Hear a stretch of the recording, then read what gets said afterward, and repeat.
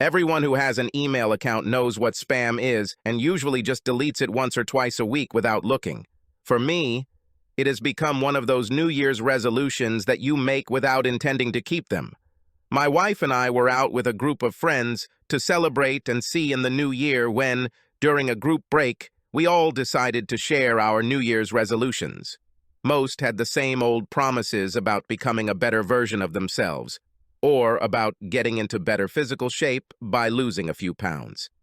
My promise was to reduce the amount of spam I receive by 75%. Someone said, "Good luck with that. Your email address is being sold to anyone who is willing to pay for it." This became the joke of the evening because everyone thought it was the dumbest New Year's resolution they had ever heard. By the end of the evening, they were making bets with each other how long I would last. Their constant ridicule of me angered me. Although I decided it was better not to show it, I decided that I would definitely prove them wrong. And here I am, sitting in front of the computer on New Year's Day, beginning the endless journey of unsubscribing from all these unwanted emails. This was difficult because I had 3 email addresses, all going into my Outlook account. I had to move every email from my spam folder to my inbox and then delete it after unsubscribing 3 times. I thought it would be an easy task, but the reality was different. Some of them couldn't be unsubscribed. Others would redirect you to another site if you tried, and the ones that you could unsubscribe from, in my case, had to be done on a per-email address basis because some didn't show who they were sent to. I had 2 cups of coffee and looked through about 40 spam emails when I received an email that just didn't make sense. It was like this: Insta girls, today we found a match for you within 10 miles. Attached was a photo of the lady with the caption underneath: I just want you hot and ready, laying naked next to me tonight. Click the connect button to start building a connection right now. I couldn't deal with it until I sorted out my thoughts. I just filed it away for now and continued going about my business until I heard my better half wake up. It wasn't a good morning for her as she was suffering from a hangover. After I gave her a couple of painkillers and a couple of anti-inflammatory pills, I put her back to bed. I made myself a fried egg sandwich and ate it before checking to make sure she was asleep. I'm back to work cleaning out my spam folder. Over the next 3 hours, I went through 120 such letters. I now had 3 such letters from Instagirls in the archive. Each one had a different photo of the woman, but all the messages were the same. The problem is that I recognized the faces of the 3 ladies whose photographs were presented. One was my wife, and the other 2 were my wife's longtime best friends, since they met while attending Penn State University. The emails used their pictures but not their names. For me, this provided an opportunity to begin an investigation. I looked at myself, my wife's best friend's husband, and her other friend's husband. We've all had jobs that required us to be away from home at night, with a schedule that varied from week to week depending on how our employers set it. For example, I worked 4 days after 3 and then 3 days after 4, which ultimately gave me 4 hours of overtime each pay period, which was 2 weeks. I took a break because I needed a rest. My shift at the plant started at 8 in the evening today and ended at 8 in the morning the next day. During this time, I spent time behind a welder's mask. At $30 an hour, it was a decent wage considering where we lived, so we didn't have any money problems. As I was leaving the factory the next day, I asked one of my tech-savvy colleagues how I could save a bunch of spam emails that I suspected so that none of the embedded information would be lost. He suggested sending a copy to a flash drive that could not be erased. He explained that by doing this, it would be as if they were always on the computer. I stopped at Best Buy on the way home. The store clerk directed me to the right product. After the purchase, I went home. I knew that Sue Ellen, my wife of 5 years, would go to the gym for a daily workout with her girlfriends. This has been their routine every weekday since they graduated from Penn State. I worked on my spam folder until noon before heading to bed. I found 6 more letters with the same thing. With 3 in the archive, I transferred 9 to a new flash drive. I was on my way to bed to get some sleep when the factory called. The plant's night manager has resigned and will leave at the end of the month. His position required him to work the evening shift 5 days a week, and it was a salaried position. The week started from Sunday to Thursday. The starting salary was $125,000 per year. They asked me if I wanted it.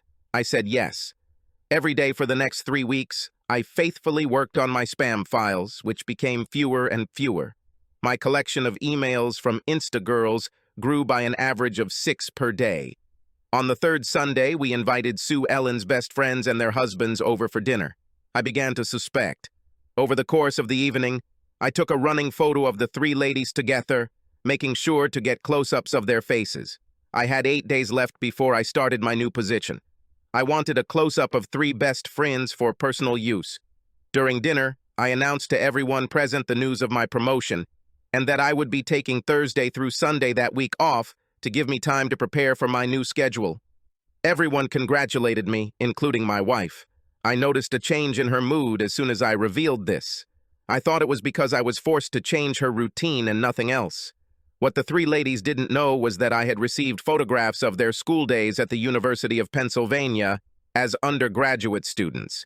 These images of them from that time were consistent with what was shown in the letters from Insta girls. At the time, I wondered why and knew I had no means of proving or disproving it. On Wednesday, I told my wife that I would need to attend a meeting on Thursday to review my new situation. I needed to be there by 10 in the morning, and I didn't know how long it would take. I did this to give her a feeling of security. Little did she know that my assignment was at the FBI field office located next to the only shopping center in town. I was going there to hopefully find out the truth behind those Instagirls emails. The field officer at the local FBI office was a very nice lady. I noticed that she is not wearing a wedding ring. She introduced herself as Ruth Susan Truscott. Ruth was about my age and a real beauty. Even in professional clothes, you knew she was attractive. With brown eyes, long brown hair, full breasts, full luscious lips. If I was free, she could become the object of my daytime dreams. I thought for a moment that she might be a same-sex lover. I told her my story as I understood it and what brought me here before her. She said, "These letters are all linked to an overseas sex site that we were trying to infiltrate to shut it down. You are not the first to bring us this data." "Then I may have the connection you need," I explained. "The 3 letters I have from the 3 specific ladies whose photographs are used are from their student days at the University of Pennsylvania. I have more than 3 weeks of these letters on a flash drive here. I'm here because these 3 ladies are my wife and her 2 friends."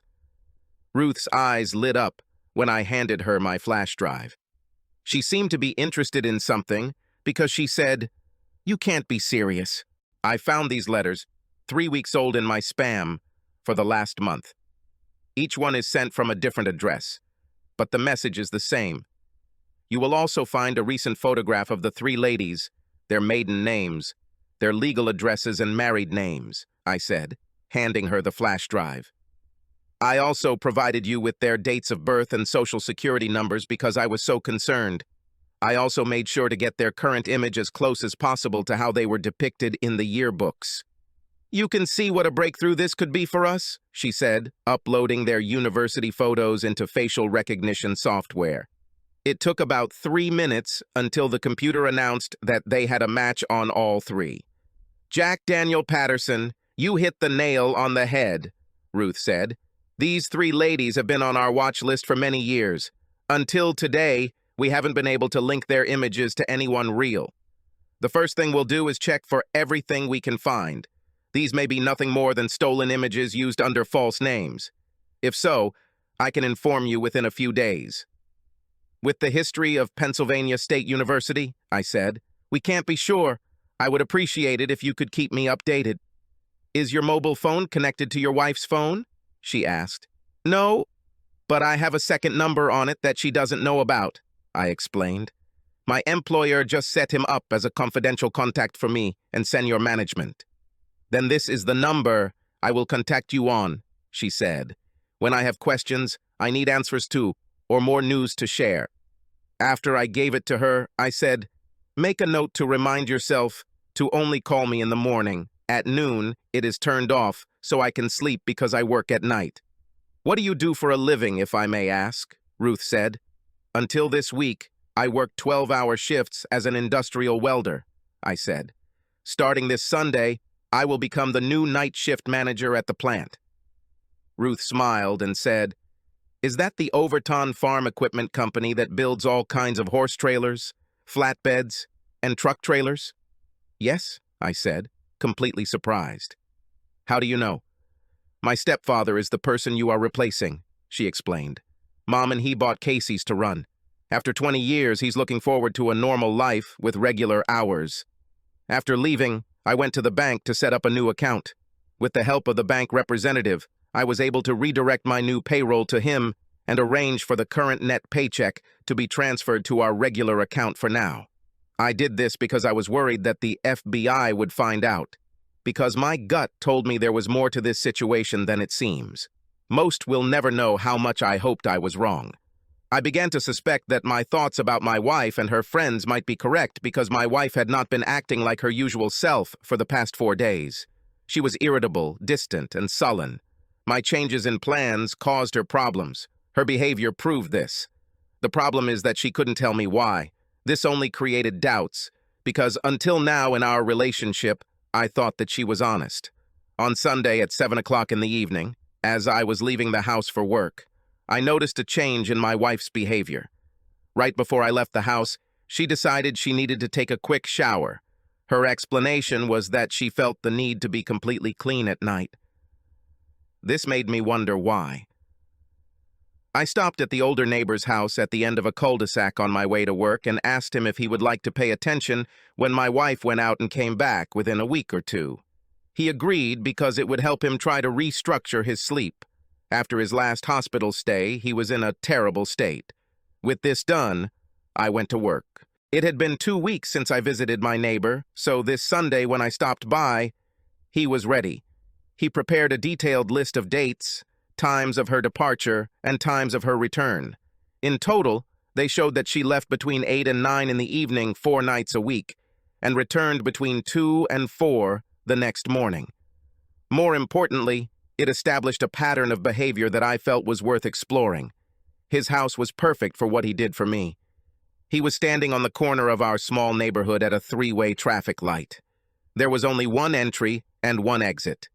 Since the company I worked for had set up an internal email address for me on their computer system, I composed an email detailing what I learned and how I learned it and sent it to Ruth's email address that was on the card, which was given to me.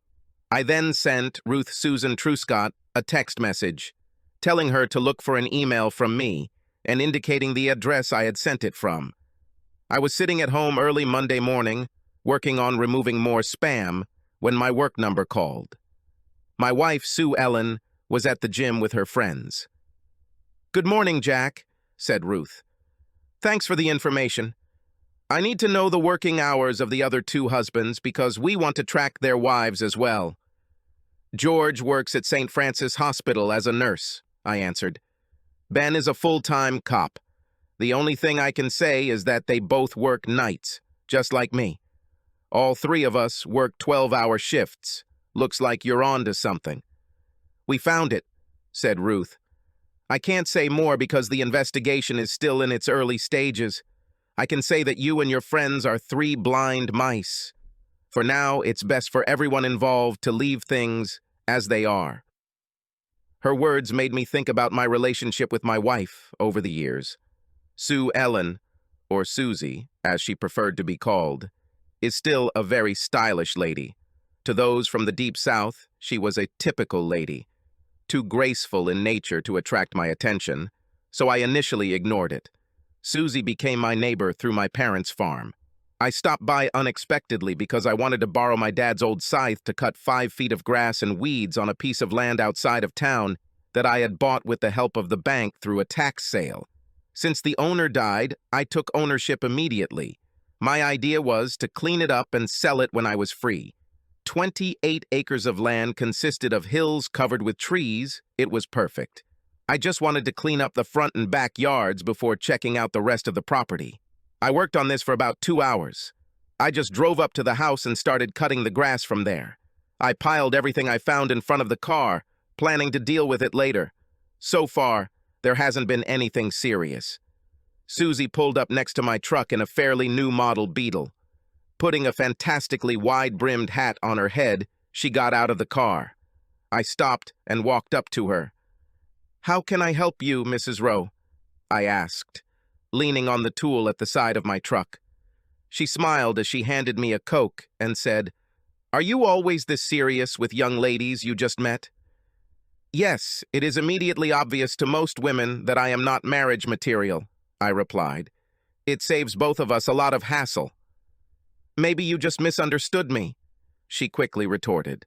"There may be other reasons for me being here." "The only way that could be true," I said, "is if you were coming from Sunday service and going door to door to get your service hours. Maybe that's the case. You're a religious man trying to convert me." "Well, I visited your mother, as you well know, and she can be quite edifying," said Susie. "She asked me to bring you lunch and something to drink." I laughed and took it from her hands and put it in the back of the truck. "She also said that I should make sure you eat it," she said. I wanted to curse, but I didn't. So I took it, lowered the back door, and started eating egg salad sandwiches. Susan Ellen started laughing and said, "When you're angry, you show it without saying a word. I think it's cute." "She must learn that I declared my independence many years ago," I said, "and she should stop playing her matchmaker games. She always chooses women with character, whose high demands are visible in their image," I said. "They're not worth the salt during difficult times." That's how it all started. When she left, I thought she would never come back, but I was wrong. My mom told her about my work schedule. The next time, Susie showed up in a nice Ford truck, dressed in jeans, and started working with me. She bought a brand new bush trimmer which, once we figured out how it worked, cut down on cleaning time significantly. After we cleaned up the yard, we went inside the house to see if it was worth saving or not. It was impractical. "What are you going to do about it?" Susie asked as we looked around the house. "It will cost less to tear it down than to fix it." "That's the impression I had when I bet on it," I said. "Now that the main yard is cleared, I will take measurements and divide it into sections. If planned out correctly, I will have one central road in the middle with 4 cul-de-sacs leading out of it.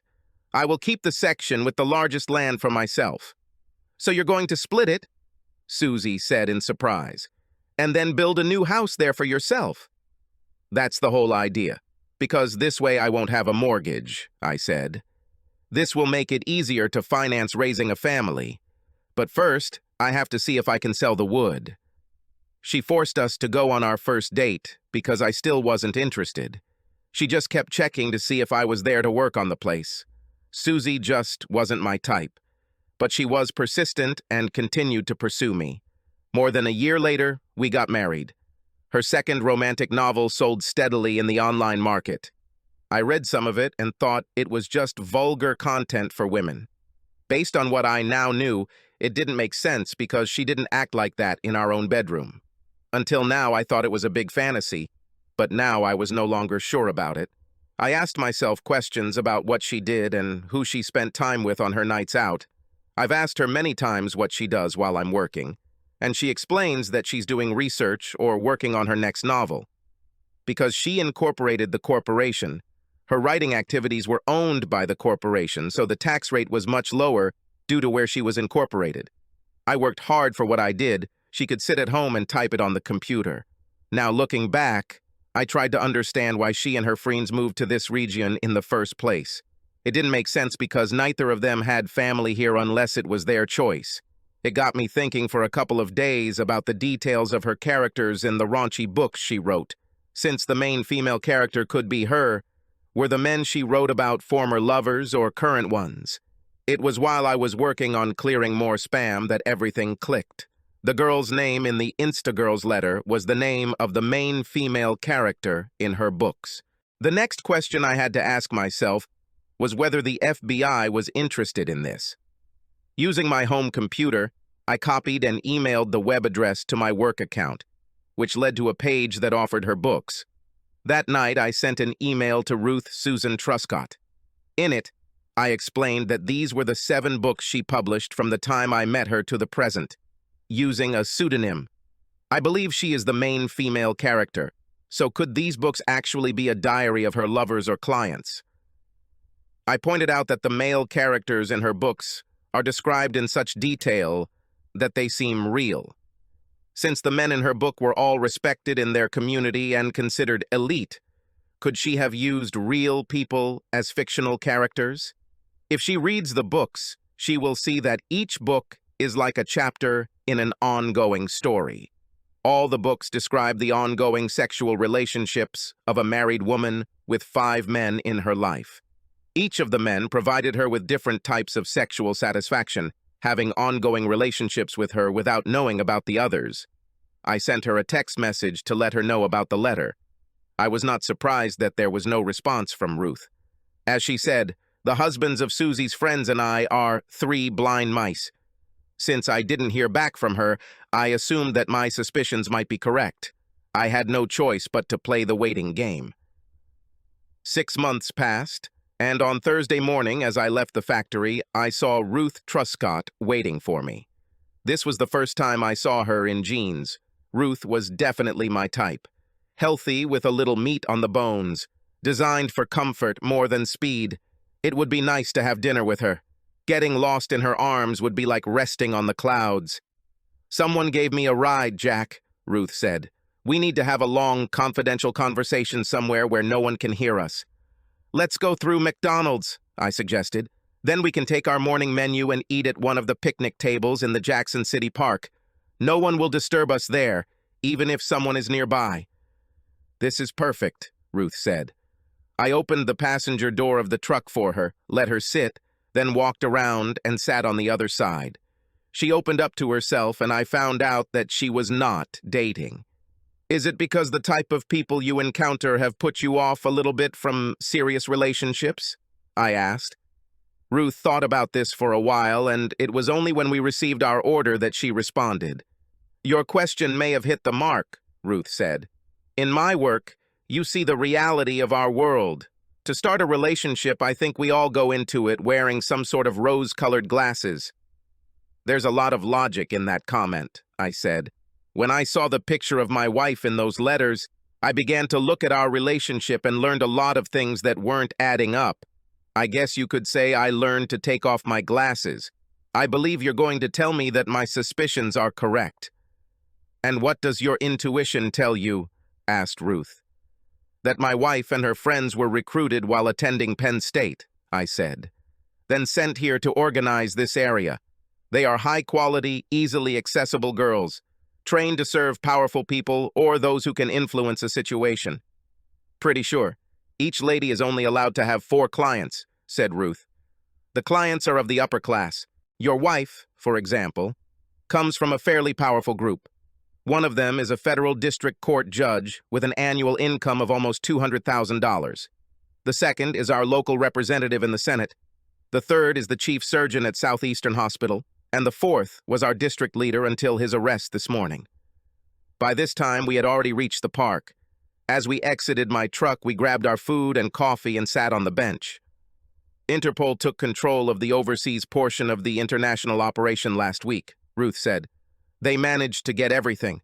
Each client paid $4,000 a month, of which they received $500. The rest of the money went to the women without paying taxes. Your wife was at the top of the chain. Everyone who fell for the bait was tested. Many only got online communication and nothing more. Their main money machines were women, like your wife." I think my face said it all because Ruth said, "Her books are what you thought they were. Her diary. This part of her life is legit. We haven't found her overseas account yet, but we know she's in the business. For 8 years already. Almost 6 years in this place. More than 6,000 of these high-class available girls have been overthrown all over the world. It was organized by the Russian mafia." "I'm here to warn you," Ruth said. "Your wife and her friends will be arrested at the gym this morning and charged with sex trafficking, tax evasion, and fraud. All of this will be combined under the RICO Act. They will all receive long sentences." I was torn, but I said, "I need to get tested to make sure I don't have an STD and find a good divorce lawyer." "2 more things. We have a bounty on this group a long time ago. $700,000 will be paid to you once we get a successful conviction, Ruth said. The next 2 weeks are going to be very busy for both of us, but then I'd like to get to know you better. Ruth, I like it too, I said. I think I'll lose a few friends when this all comes out. I drove her to the office and watched her walk to her car and unlock the trunk. She put on her holster and vest and hung up her badge so it was visible. I rolled down the side window. She came up to me and said, "I'm on the team that will arrest your wife. Do you have any message for her?" "Just tell her that this is the information I gave you because of what I found in my email," I said. "This is what brought about their downfall." "Maybe I will," Ruth said with a smile, "because it was the system that ruined them all." When I arrived home, I sent a message to both of my wife's best friends, saying that the three of us were three blind mice, and that our wives would be arrested by the FBI in the morning. If they wanted to know what I knew, they could call after 2 o'clock in the afternoon. I set the alarm for 2 o'clock in the afternoon, turned off the phone, and went to bed. I woke up at 2 thanks to my alarm clock and took a shower first. He turned on his mobile phone. I had 5 voicemails on my answering machine. 1 from Ruth, 1 from each of my 2 husbands, 1 from my mother, and 1 from my employer. The company, when I called back, heard about the arrest and offered to let me take the night off. I accepted it. I told him I would call the team leader to let him know what needed to be done, and then go on Friday night to set things up for the weekend so as not to lose any production time. I called Ruth, who told me that the 3 ladies had been taken to St. Louis and would remain in custody until their bail hearing, which was scheduled for Monday. She asked me if I could go out for dinner. I said I had to answer the other blind mice's call before I could answer this. After 2 quick phone calls, the other women's husbands will come to find out what I know at 3 o'clock in the afternoon. I called my mom and learned that my wife's arrest had made the lunchtime news. I promised her I'd stop by on Friday to tell both my parents what I knew before I went to work. After the call, Ruth said that dinner was scheduled. She said she would text me with the time and location as soon as she was free. I still had half an hour, so I looked through my wife's personal dresser and makeup table for the first time in my life. Most of this time was spent discovering a well-hidden little notebook with a routing code for bank transfers from her overseas accounts to our local bank. His current balance was indicated there. I knew I had to give it to Ruth, but first I was going to talk to a computer colleague I knew. Ben and George arrived together, both looking the way I felt. All 3 of us had our lives, as we knew them, pulled out from under us. After I bought them a beer, we sat down and I told them everything from my New Year's resolution to today. "So you suspected," Ben said, "but I didn't have anything concrete until this morning." "That's right," I said. "Even at first, the FBI believed that our wives' images were stolen and used." "Damn, if you said anything, it would blow up in your face," George added. "We were all deceived from the very beginning." "The FBI agent I dealt with," I said, "told me that we are 3 blind mice, and that it must remain that way for now. Based on what was revealed to me today, I can understand why. Everything was done this way mainly for our own protection." "The question is, when will we learn something new?" Ben asked. "The ladies' bail hearing is on Monday," I said. "Since this is such an international case, I'm guessing there will be a major press release from the FBI in Washington tomorrow morning. The agent told me they are making arrests all over the country today. I'll be hiring my divorce lawyer tomorrow." "Does anyone have an idea why our wives chose us?" asked George. "My gut tells me this was all planned during the Obama presidency," I said, "when a lot of things were done because people looked away. Even in our society today, we barely scratched the surface of what they did. The more I learn, the more I believe we will never know what was done, because the Democrats are throwing everything forces against the current administration to hide the truth. Our wives chose us because our political opinions made it impossible for anyone to believe that we could fall for what they were telling us," I added. "We were too trusting and accepted what they said without question. All 3 of us are conservative by nature, but we have a liberal point of view regarding the behavior of others," I explained. "We follow the law because of our respect for the law. Those who have a different political point of view believe that the law does not apply to them." This is what allowed the Russian mafia to get in like this, because I think we will find that the liberals were their largest clients. You're right, Jack. We in the state police department have found that 3/4 of the crimes committed are committed by liberals or ardent Democrats who believe that they are above the law, Ben said. And nothing we say or do will change their beliefs, not even having to serve a sentence for their actions. Well, Sue Ellen always voted for the Democrats all along the line. I voted for the person who I thought would do the best job for that particular position. The problem was her own greed. She could have walked away and no one would have known. Your wives could have done the same. They didn't understand that in time, the truth always finds its way out. I then pulled out and showed them the book I found and said, "Looks like these are the codes for my wife's offshore accounts. I'm not sure, but I'm going to check with someone I trust before I give it to the FBI on Friday. To you. It might be a good idea to search your house tonight, because as soon as I hand over this, you'll most likely be issued a search warrant. Once the feds get it, they'll confiscate the funds as proceeds of crime," Ben said. "Can you wait until Monday morning before handing this over?" "Yes, I can, but we didn't talk about anything, right?" I asked. "And we voluntarily hand over what we find to the field office on Monday morning before our wives' bail hearing." "What to talk about?" both of them said with huge smiles. The address Ruth gave me wasn't a restaurant, so I used Google Maps to get there. It turned out that this was her private home. I was surprised to see that it was a nice house from the outside. I wish I could say we discussed business, but we didn't. It was time to get to know each other a little better. I left around 11 p.m. with plans to meet on Saturday. After leaving her house, I headed to the plant to check how things were going. I spoke to the group leader who gave me his approval to take the geek along since he was way ahead in his project. Once I explained what happened and what I found, he went to work using the web to identify what he could find. The web address took us to the bank where we entered a bunch of numbers, and voila, her account appeared. We were both shocked to learn how much money she had. Within an hour and a half, he transferred 20% from 4 different accounts and dated it 3 days ago. With my permission, he took the amount needed to pay off his mortgage. He opened 2 new accounts in another offshore bank for himself and me. Your wife has invested her money wisely and bought some large shares cheaply in the past," he said. "The FBI will have a hard time confiscating this, if at all. When you give it to them, explain that under state law, what's in these accounts is community property. That gives you the right to half of it. In divorce court, if it comes up, just say you did it to protect some of your capital.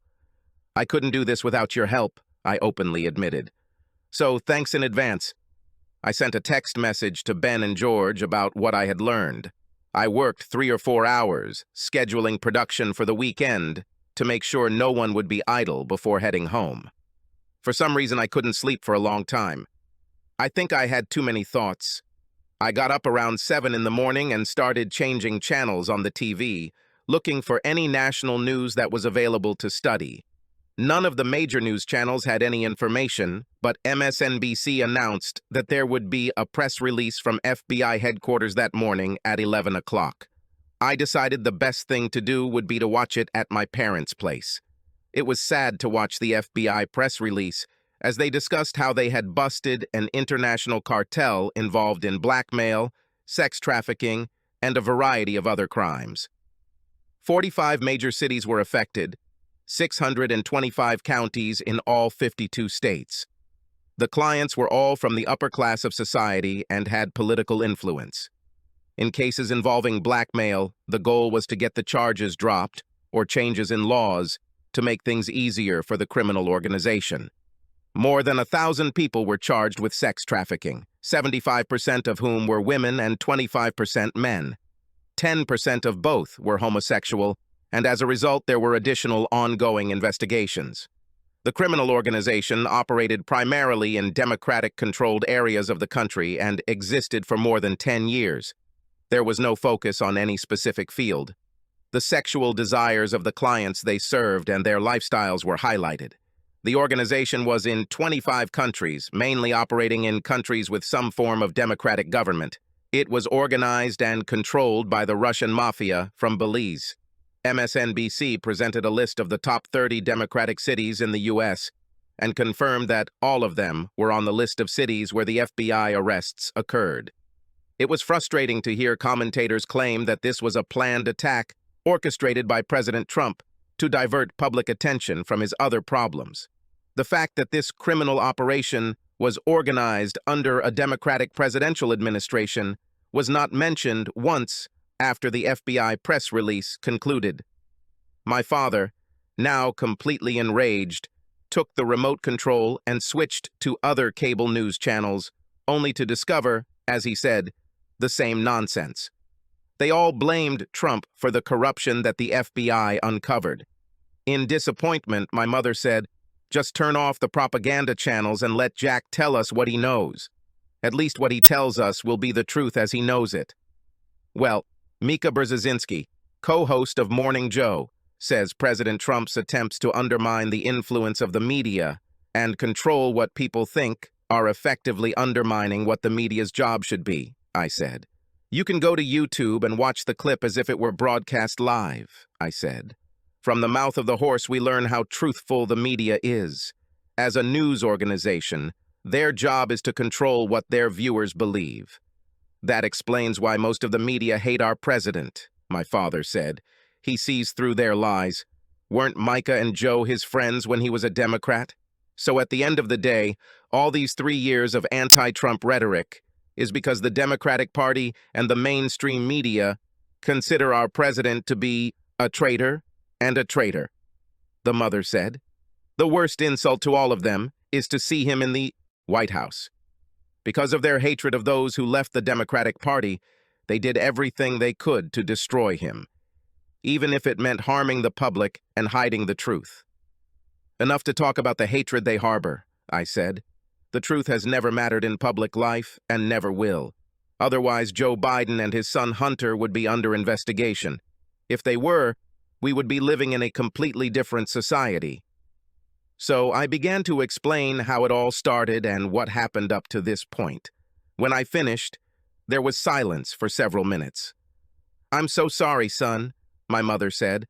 "I had no idea that by setting you up on a date with Sue Ellen, I was setting you up on a date with an easily accessible girl." "Mom, none of us knew," I said. "There's no point in resorting to if only or I should have.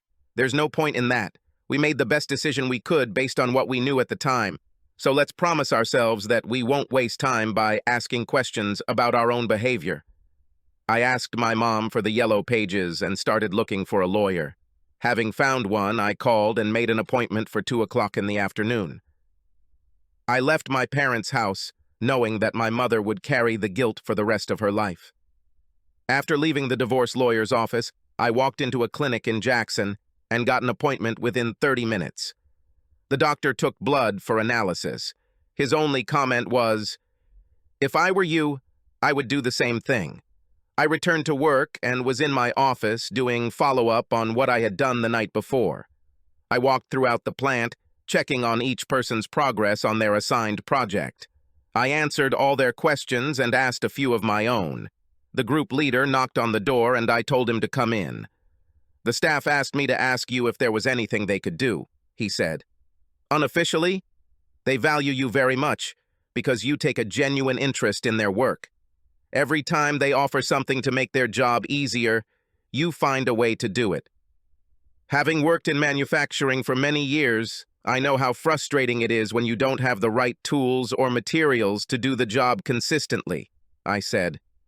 "We have a great team, and paying attention to their needs has greatly increased our productivity. The day shift manager has been tasked with adopting a few of my management techniques. Just thank our team for me for their concern, and tell them that if I need their help, I will contact them first. Sometimes the smallest gestures mean the most.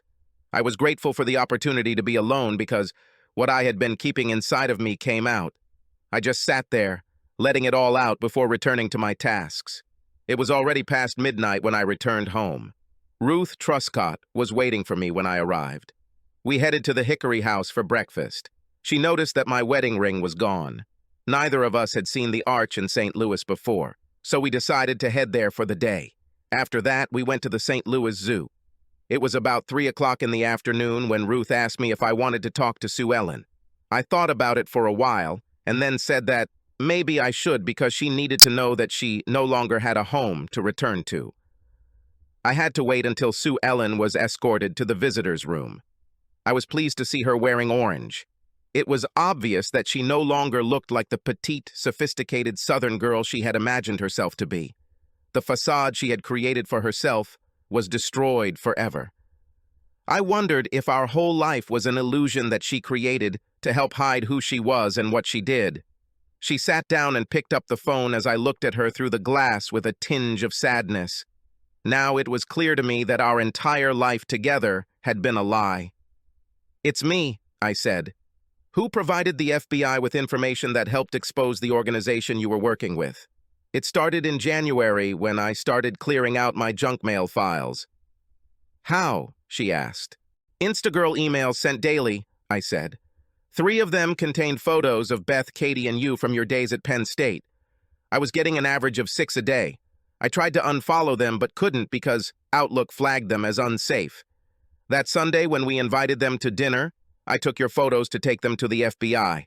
Before this, I thought these must be stolen images. Within a week, I realized that my assumption was wrong. "I'm sorry," Sue said to Ellen. "My mistake was falling in love with you. The original plan was to divorce the 3 of you in 2 years." "I don't believe you when you say you're in love with me," I said. "I think your only regret is that you got caught. By the way, Ben, George, and I got search warrants. The FBI found books that had all the information about your offshore accounts. I think they'll confiscate the funds from them."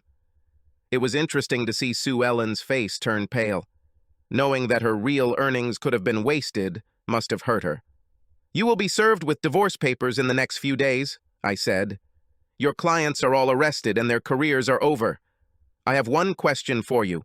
Why did you and your friends choose the 3 of us as scapegoats?" For the first time in her life, Sue Ellen didn't know what to say, so I repeated the question a second time. After about 5 minutes, she said, "When we were recruited into the industry, we were trained for weeks on human behavior. One of the things our instructors focused on was political opinions.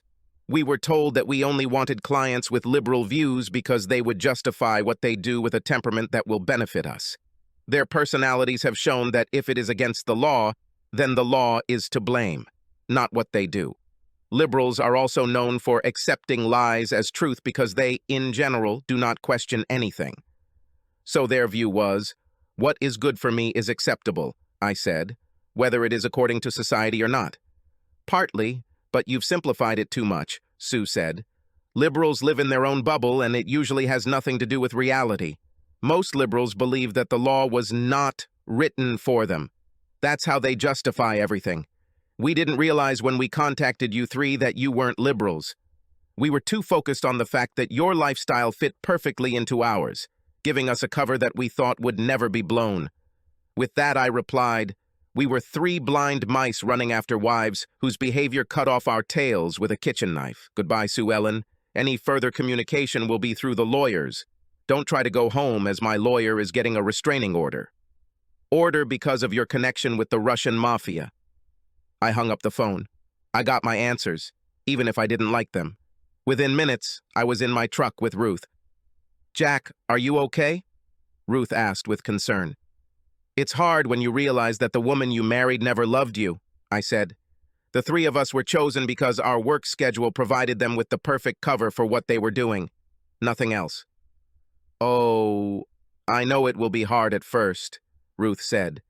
"Perhaps knowing this will make it easier to move on."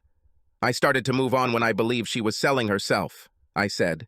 "Ruth, open the glove compartment. Inside you will find the envelope I was going to check in on Monday. It's a notebook I found while going through Sue Ellen's personal belongings. I think it will lead you to her offshore accounts." Ruth opened it and, looking through it, said, "Ben and George are looking for their wives' records. If they find anything, they will bring it first thing on Monday. Maybe what I was told today is true, but knowing it and confirming it is still painful." I listened as Ruth made a cell phone call to tell her boss about the find and how she got it. When she finished the conversation, she started laughing. Remember, I said, these accounts will be mentioned in divorce court because Missouri is a property-dividing state. Jack, my boss suggested recruiting you to our team, Ruth said. Thanks to you, they will have to work hard to get permission to search the homes of those arrested. We were driving back down the interstate, talking about everything, when her cell phone rang again. I heard one side of the conversation. It was her mother who wanted to know if she was coming for dinner. Ruth explained that she was with Jack Daniel Patterson, returning from St. Louis. Then came the usual questions about who I was, what our relationship was, what we were doing in St. Louis, and whether I would come to dinner with her. Ruth said, "Listen, Mom, we're just friends for now." After a few minutes, she looked at me, rolled her eyes, and asked, "Do you want to go to dinner?" I nodded my head. "Yes," she said, "thank you," and hung up. "What caused all this?" I asked Ruth when she put down the phone. "My mom's shock when she found out that I'm with a man and it's not work-related," she said, laughing. "Get ready for an evening with 1,000 questions." "I don't think your mom will get many chances to ask me questions," I said, "after your stepfather finds out where I work." I was right. As soon as Ruth's stepfather found out where I worked, I was lost to Ruth and her mother as he became engrossed in conversation about what was happening at the plant. It was interesting to learn that the CEO was retiring and it was not clear who would be offered the position. Because of the pressure put on the day shift manager by senior management, he thought I was on top of things. The way I managed the night shift really impressed the senior management. There were no complaints from employees subordinate to me. Ruth's stepfather asked me how I met Ruth, so I explained the whole situation. His opinion of my situation was quite insightful. He, too, met his current wife when his world was falling apart. It's been a good 20 years for them. It was almost 11 o'clock at night when I took Ruth home. I found that I really enjoyed her company, and we agreed to meet the following Friday. On Sunday, 3 blind mice got together. I told the guys about my meeting with Sue Ellen and my feelings about it. Neither Ben nor George visited their wives. They liked the idea that I filed for a restraining order because of who was working for her. It was a busy week of work. Sue Ellen and her best friends were refused bail because they were a flight risk. I was surprised that Sue Ellen not only agreed to the divorce, but also easily agreed to the terms. It was agreed that I would store her personal belongings in a rented unit. My lawyer expected Judge Donald McDonald to approve it if I appeared before him in court. So on Friday afternoon, I picked up a couple of bundles of boxes to start packing her things. Her car had already been taken to the lawyer's office for sale, through a commission agent. I bought a small lockable box to hold Sue Ellen's fine jewelry, which I put in there and delivered directly to her lawyer's office, where they gave me a letter saying I had done so. Ruth and I spent the weekend together and we found ourselves growing closer. Ruth told me that my soon-to-be ex-wife and her 2 best friends were trying to negotiate a deal. The difficulty for Sue Ellen was my demand for half of her ill-gotten gains. The FBI learned that they were all legal Belizean citizens and would never be able to repay any money she earned without her cooperation. Once I moved Sue Ellen's personal belongings into storage, I put the house on the market. I wanted to get rid of the past and completely leave it behind. The divorce took 3 months. Sue Ellen had to spend 3 years in federal prison before being deported from the country. Her lawyer gave me a check from her trust for the amount the divorce judge ordered. I finally got an offer on my house and I accepted. In a divorce, I won a farm next to my parents' house and sent notice to the tenants. Ruth and I started having serious conversations about our future, so we agreed on what we wanted to do with the house before we moved. 2 things happened on the last weekend of summer. At the company's summer picnic, they announced that I was becoming the new CEO. It was a Monday to Friday job with evenings and weekends. With her mother and stepfather at a company picnic, I got down on one knee and proposed to Ruth Truscott. Of course, she said yes. What happened to Sue Ellen and her friends is another story. Subscribe to our channel so that your second chaff doesn't cheat on you, and go ahead and listen to the next story, because this story is nothing compared to the next one. If you're under 18, don't even think about listening to the next one.